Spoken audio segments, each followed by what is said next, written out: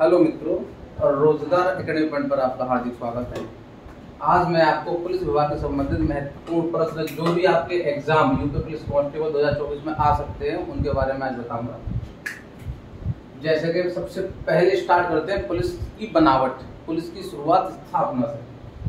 तो जो पुलिस की स्थापना हुई है वो 1861 में एक पुलिस अधिनियम बनाया गया था, ठीक है, जिसको हम कहते हैं पुलिस अधिनियम 1861। इसमें जो कुल धाराएं रखी गई थी उस समय 47 इसमें धाराएं थी, जिसमें पुलिस के जितने भी विभिन्न कार्य हैं वो 47 धारा के अंतर्गत होते हैं। इसी में एक सबसे मुख्य जो आपके क्वेश्चन जो आपके पेपर में क्वेश्चन आ सकता है, सबसे पहले कुल धारा कौन सी कितनी थी? 47। अधिनियम कौन सा था? 1861। और जिसकी धारा 1, सही है, मोस्ट इंपोर्टेंट है ये, जिसकी धारा 1 जिसमें पुलिस शब्द का उल्लेख है, अर्थात इसका मतलब ये है कि पुलिस विभाग में जो पुलिस की भर्ती होती है वो समझिए आप धारा 1 के अनुसार की जाती है, इसका ये तात्पर्य है, ठीक है। अब उसके बाद अधिनियम बन गया, धाराएं बन गई, लेकिन पुलिस की स्थापना कब हुई? तो ये आपकी सन 1861 में पुलिस अधिनियम 1861 के सापेक्ष स्थापना 1861 में पुलिस विभाग की हुई, ठीक। उसके बाद आगे चलिए, एक प्रश्न आपका यहाँ से बन सकता है, जो पुलिस है आपका, पुलिस स्पेलिंग 1 2 3 4 5 6 अल्फाबेट्स की स्पेलिंग है, इसकी फुल फॉर्म वो आपसे पूछ सकता है। तो इसकी फुल फॉर्म जो होगी आपकी P for public, O for officer, L for legal, I for investigations, C for criminal, E for emergencies. अर्थात पूरी इसकी जो फुल फॉर्म आप कहेंगे police officer for legal investigation and criminal emergencies, ये इसकी आपकी फुल फॉर्म हो गई। उसके बाद एक प्रश्न और आपके एग्जाम में आ सकता है कि पुलिस विभाग का जनक किसे कहा जाता है? पुलिस विभाग का जनक जो भारत में माना जाता है वो लॉर्ड कॉर्नवालिस, इसको पुलिस विभाग का जनक माना जाता है। क्यों माना जाता है? क्योंकि ये 1786 से 1793 में ये बंगाल के गवर्नर जनरल थे। उस समय इन्होंने पुलिस में बहुत सारे सुधार किए थे, बहुत अच्छे सुधार किए थे, उसके सापेक्ष इन्हें पुलिस विभाग का जनक माना जाता है, ठीक है। उसके बाद आगे कुछ हम आपको बताएंगे।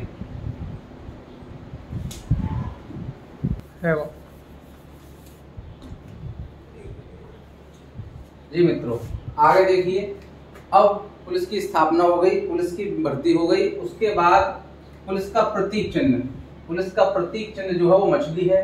अच्छा, मछली, इसमें एक क्वेश्चन और आ सकता है कि कितनी मछली हैं? तो पुलिस के प्रतीक चिन्ह में 2 मछली हैं, ठीक है, और ऊपर की तरफ अशोक स्तंभ है। 2 मछली और ऊपर की तरफ अशोक स्तंभ, ये प्रतीक चिन्ह है। अच्छा, प्रतीक चिन्ह का जो रंग है वो रंग कैसा है? प्रतीक चिन्ह के बाद एक झंडा आता है जिसमें बीच में प्रतीक चिन्ह होगा, फिर उसमें कलर होंगे। तो वो जो कलर है उसमें झंडे में वो लाल और नीला, ये 2 तरीके के कलर हैं, ठीक। उसके बाद नारा, लोगो क्या है उत्तर प्रदेश पुलिस का? तो लोगो है, ये क्वेश्चन 100% आ सकता है, सुरक्षा आपकी संकल्प हमारा। पिछले एग्जाम में भी आया था, सुरक्षा आपकी संकल्प हमारा, ये आपको लोगो याद रखना है पुलिस का। एक एंथम सॉन्ग और पुलिस ने अपना जारी किया, उत्तर प्रदेश पुलिस ने एक अपना एंथम सॉन्ग 2023 में पिछले साल ही जारी किया है, वो आपका ये है, चट्टानों की जिद पिघला दी, बाजू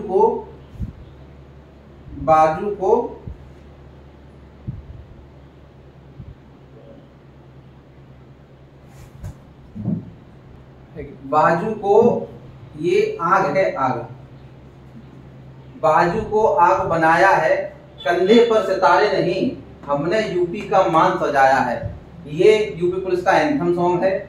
इसके जो लेखक हैं वो आपको याद रखने, लेखक है रितेश रजवाड़ा, और जो इसको गाया है वो कुंवर हंस ने गाया है, ठीक है। ये क्वेश्चंस आपको याद रखने हैं। उसके बाद हम आगे आपको बताएंगे।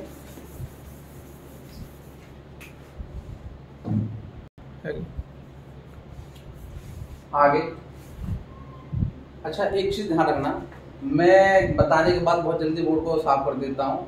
तो ये सब मैं इसलिए कर रहा हूँ कि वीडियो छोटी बने, ठीक है, वीडियो की जो लेंथ है वो कम से कम बने, ठीक है, इसीलिए मैं बीच में जो बोर्ड भी साफ कर रहा हूँ उस समय वीडियो को कुछ भी कर रहा हूँ, इसकी विशेष ध्यान रखें आप। आगे आप देखिए, यूपी में, ये मैं है, यूपी में कुल पुलिस थाने, ये क्वेश्चन आपका बन सकता है। तो उत्तर प्रदेश में जो कुल थानों की संख्या है वो 1526 है। ठीक है मित्रों, आगे सबसे बड़ा थाना जो उत्तर प्रदेश में है पुलिस का, तो वो है नारकी थाना, ये फिरोजाबाद में है। ठीक है, अब उसके बाद आपको एक चीज ध्यान रखनी है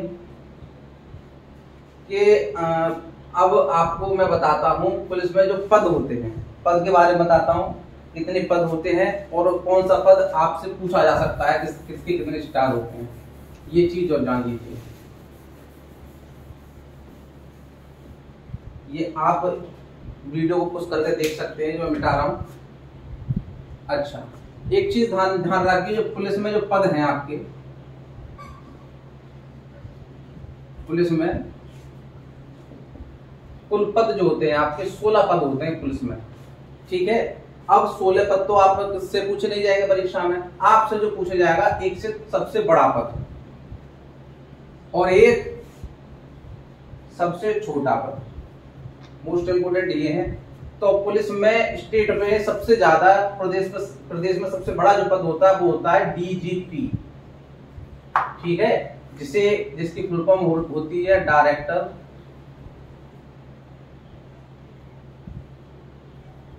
जनरल ऑफ पुलिस, जिसे कहते हैं महानिदेशक, हिंदी में कहते हैं महानिदेशक। सबसे छोटा पद होता है आपका सिपाही, आरक्षी, ठीक है, जिसे कहते हैं इंग्लिश में कांस्टेबल, जिसका पेपर आप देने वाले हैं, ये सबसे छोटा पद होता है। अच्छा, एक चीज इसका तो पूछेगा नहीं, लेकिन इसका आपसे पूछ सकता है क्योंकि आप इसकी परीक्षा दे रहे हैं। सिपाही कांस्टेबल जो होता है उस पर कितने स्टार होते हैं, तो ध्यान रखना है, इस पे 0 स्टार होते हैं, इसके कंधे पर कोई स्टार नहीं होता। ठीक है, इस चीज को ध्यान रखना। अब चलो, ये हमने बताया ऊपर वाला, तो इसमें एक चीज और बता दें, इसके डीजीपी के कितने कंधे पर स्टार होते हैं, तो ध्यान रखिए, एक अशोक स्तंभ, एक क्रॉस तलवार होती है, ठीक है, एक धातु वाला स्टार रहता है, ठीक, और एक दंड, ये 3-4 चीजें इसके कांधे पर होती हैं, इस चीज को ध्यान रखना। अब इन 2 पद के अलावा जो 16 पद हैं उनमें से 2-4 पद और होंगे जिसके बारे में आपको जानकारी रखनी है, जैसे कि एसपी, सुपरिटेंडेंट ऑफ पुलिस, इसे कहते हैं हिंदी में पुलिस अधीक्षक। ठीक है, इसके बाद आपको एक याद रखना है डिप्टी एसपी, सही है, डिप्टी एसपी, ये पीछे वाला पूरा यूं हो जाएगा, लेकिन ये डिप्टी एसपी रहेगा। ठीक है, इसके बाद जो रहेगा वो होगा आपका इंस्पेक्टर, उसके बाद जो रहेगा आपका वो रहेगा सब इंस्पेक्टर। ये पद कुछ है जो आपको इनके बारे में जानकारी रखनी है। तो जो सुपरिटेंडेंट पुलिस होता है या फिर एसएसपी, ये दोनों, एसपी या एसएसपी, ये जो दोनों होते हैं ये आपके जिले पे पुलिस विभाग के हेड होते हैं। ठीक है, ये आपको याद रखना है। अगर एसएसपी होगा तो इसमें सीनियर और लग जाएगा, सीनियर सुपरिटेंडेंट ऑफ पुलिस। ठीक है, अच्छा, इस स्टार के कंधे पे क्या लगे होते हैं, तो ये भी ध्यान रखना, इसके एक धातु का स्टार और एक अशोक स्तंभ, अशोक स्तंभ, ये इसके लगा रहेगा। ठीक, उसके बाद डिप्टी एसपी जो होता है इसके 3 स्टार धातु के लगे होते हैं। अच्छा, इसका डिप्टी एसपी का क्या काम होता है, इस पे सर्किल का इंचार्ज होता है ये। ठीक है, सर्किल में आपके 4 से 5 से 6 थाने होते हैं जिनका ये मुखिया रहता है, ये पूरे जिले का मुखिया रहता है। उसके बाद इंस्पेक्टर को भी जान लीजिए, अगर इंस्पेक्टर पे चार्ज रहेगा, ठीक है, तो ये थाना प्रभारी कहलाएगा। और थाना प्रभारी का काम होता है थाने का मुखिया, थाने का मुखिया। ठीक है, थाना प्रभारी जो होगा थाने का मुखिया होगा, ये चीज आपको ध्यान रखनी है। मतलब जो पुलिस स्टेशन होगा उसका हेड रहता है इंस्पेक्टर, थाना प्रभारी, जब उस पर चार्ज रहता है थाने का। ठीक है, उसके बाद आता है सब इंस्पेक्टर। सही है, सब इंस्पेक्टर होता है आपका एसआई, शॉर्ट में कहते हैं एसआई। ठीक है, और हिंदी में कहते हैं उप निरीक्षक। ठीक है, इसको ही इंस्पेक्टर को निरीक्षक कहते हैं। ठीक है, इसको कहेंगे उप निरीक्षक। उप निरीक्षक। अच्छा, इंस्पेक्टर की ध्यान रखिए, इसको कहेंगे निरीक्षक, लेकिन जब इस पे चार्ज होगा तब ये कहलाएगा थाना प्रभारी, थाने का मुखिया। उसी प्रकार सब इंस्पेक्टर, इसको उप निरीक्षक कहेंगे। और इसके 2 पीतल के स्टार होते हैं, इंस्पेक्टर के 3 पीतल के स्टार होते हैं। ठीक है, और उप निरीक्षक पे अगर चार्ज रहेगा थाने का तो इसको कहेंगे थाना अध्यक्ष।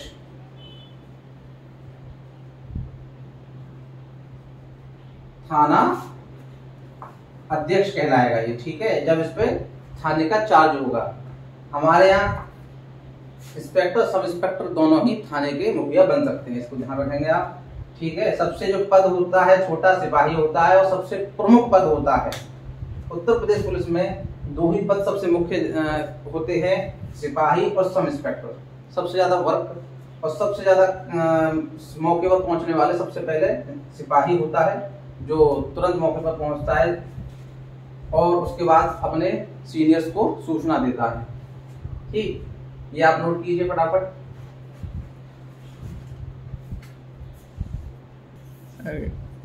आगे आगे देखिए। अब ये कुछ प्रश्न मैंने लिखे हैं जो इम्पोर्टेंट प्रश्न हैं, उनके बारे में आपको बताता हूँ।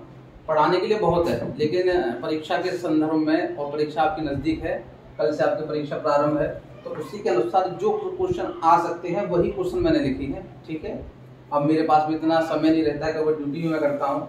अच्छा, ये बोर्ड जो ब्लैक दिख रहा है, इसकी व्यवस्था हम करेंगे, इसे साफ कराएंगे। ठीक है, अब आगे देखिए, केंद्रीय पुलिस प्रशिक्षण अकादमी, ये आपकी कहां पर है? ये भोपाल मध्य प्रदेश में स्थित है। भारत का प्रथम केंद्रीय पुलिस विश्वविद्यालय जो अभी बना है वो उत्तर प्रदेश के नोएडा शहर में बना है। ठीक है, याद रखना, यूपी से संबंधित परीक्षा है और यूपी का ही प्रश्न आएगा।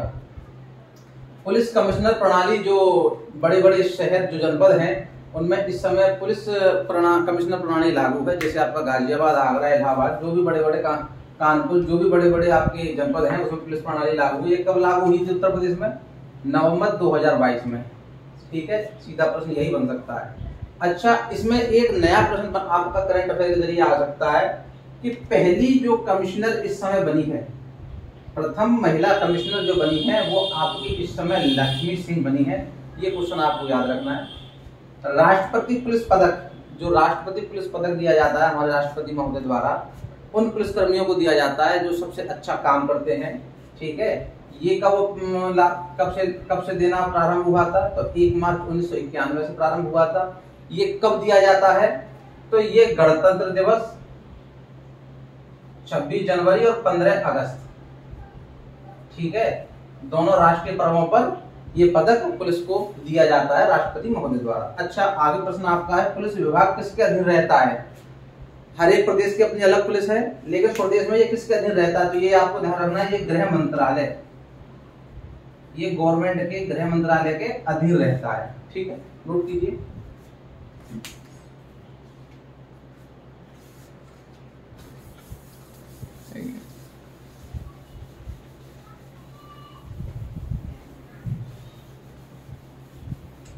अच्छा, आगे देखिए, आपका एक क्वेश्चन यहां से भी बन सकता है।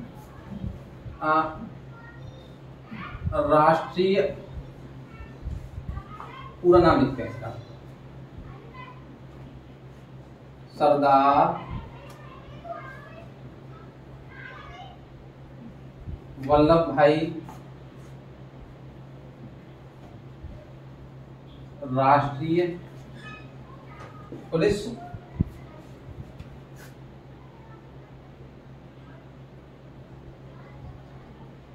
एकेडमी, ये यहाँ इसका प्रश्न आ सकता है। तो ये कहाँ स्थित है? ये ध्यान रखिए, सरदार वल्लभ भाई पटेल ने इसकी स्थापना की थी और ये हैदराबाद, ये हैदराबाद में स्थित है। यहाँ ये प्रशिक्षण एकेडमी है। अच्छा, यहाँ किसको ट्रेनिंग दी जाती है? ये मुख्य रूप से याद रखना है, यहाँ आईपीएस जो आईपीएस बनते हैं उनको ट्रेनिंग दी जाती है। अच्छा, यहाँ आईपीएस की आपको फुल फॉर्म याद रखनी है, इंडियन पुलिस सर्विस। ठीक है, इंडियन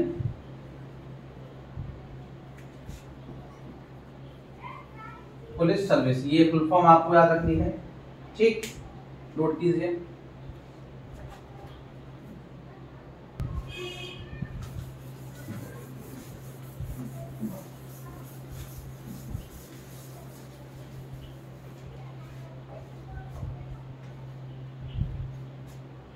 अच्छा, आगे आप जानिए, उत्तर प्रदेश पुलिस की एक नई व्यवस्था लागू की गई है महिलाओं के लिए, जिसे हम कहते हैं महिला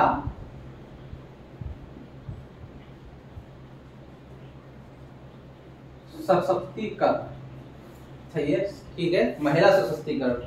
ये जो प्रारंभ किया गया है महिला सशक्तिकरण, ये जो प्रारंभ किया गया है ये 2020 से यूपी गवर्नमेंट के द्वारा प्रारंभ किया गया है महिलाओं को सशक्त बनाने के लिए।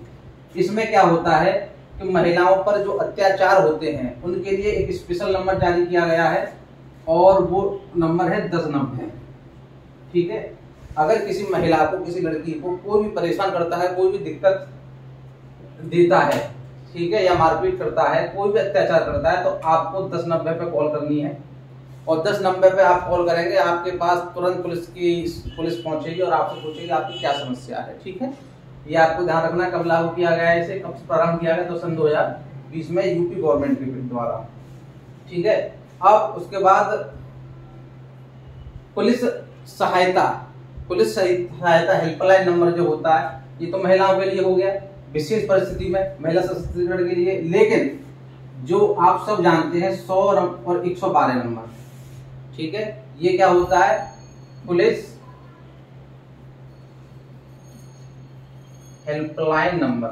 ठीक है, इसे कोई भी मिला सकता है किसी भी परिस्थिति में, किसी भी समस्या में। ठीक है, महिलाएं और पुरुष दोनों इस पे पुलिस हेल्पलाइन नंबर पे कॉल करके पुलिस की सहायता प्राप्त कर सकते हैं।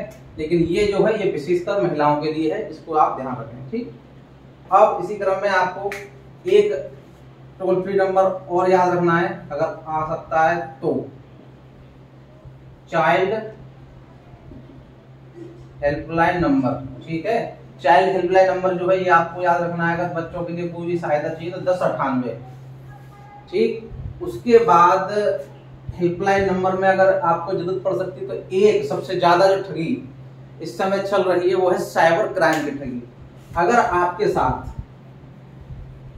साइबर ठगी हो जाती है, साइबर क्राइम हो जाता है, जैसे आपके खाते से पैसे कट जाते हैं, या फिर आपको फोन कर कोई बार बार परेशान करता है, ठीक है, या व्हाट्सएप या किसी भी सोशल मीडिया के माध्यम से गलत वीडियोस भेजता है, गलत सॉन्ग्स गाने भेजता है, तो उस क्रम में आपको साइबर क्राइम 1930 पर अपनी शिकायत दर्ज करानी है, जिसपे आप तुरंत सहायता प्राप्त कर सकते हैं।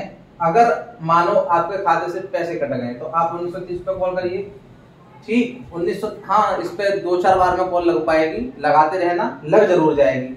और इस पर आपकी अगर शिकायत दर्ज हो गई तो आपका पैसा पूर्ण रूप से वापस भी होगा। ठीक है, लेकिन उसके लिए आपके मैसेज में एक ट्रांजैक्शन का नंबर आता है। ठीक है, ट्रांजैक्शन का नंबर आएगा, उस ट्रांजैक्शन नंबर को अपना याद रखिए और जैसे ही फोन लग जाए तो उसको ट्रांजैक्शन नंबर को आपको उनको बताना है। ठीक है, ये जरा नोट कीजिए।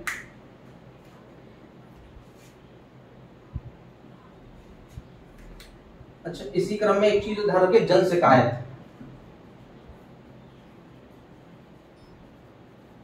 शिकायत। मुख्यमंत्री जो हमारे योगी आदित्यनाथ जी हैं, उनके ऑफिस का जन शिकायत नंबर है 1076। किसी भी विभाग की कोई भी समस्या आपको है तो 1076 पर आप फोन कर उस चीज की शिकायत कर सकते हैं। ठीक, एम्बुलेंस का आपको नंबर याद ही है, 108 आपातकालीन परिस्थिति में। ठीक, उसके बाद एक और चीज 103, ये भी एम्बुलेंस है लेकिन प्रेग्नेंट महिलाओं के लिए। ठीक है, नोट करिए, साफ करते हैं, आगे बताते हैं।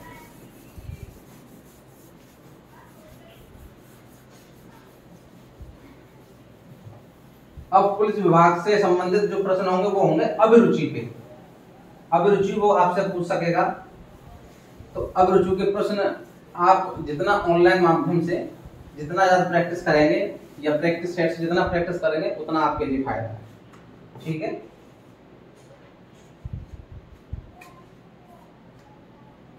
आगे हेल्पलाइन नंबर आपका आया और यही हेल्पलाइन नंबर मेरे हिसाब से इम्पोर्टेंट है, और कराना तो व्यर्थ है। तो आप यही हेल्पलाइन नंबर जो मैंने बताए थे वो याद रखें।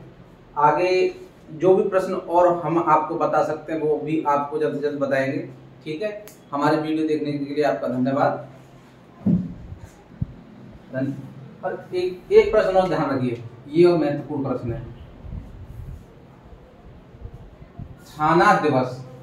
ये प्रश्न और आपका आ सकता है, थाना दिवस पूछ सकता है कि उत्तर प्रदेश में थाना दिवस कब लगता है। तो प्रथम और चतुर्थ शनिवार,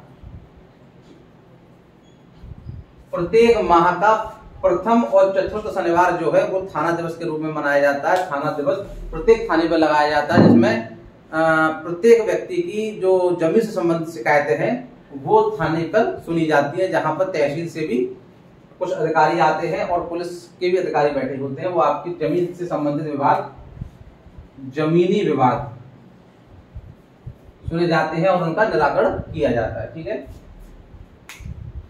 रोजगार एकेडमी पॉइंट में आपका आने के लिए धन्यवाद। आपका दिन शुभ रहे।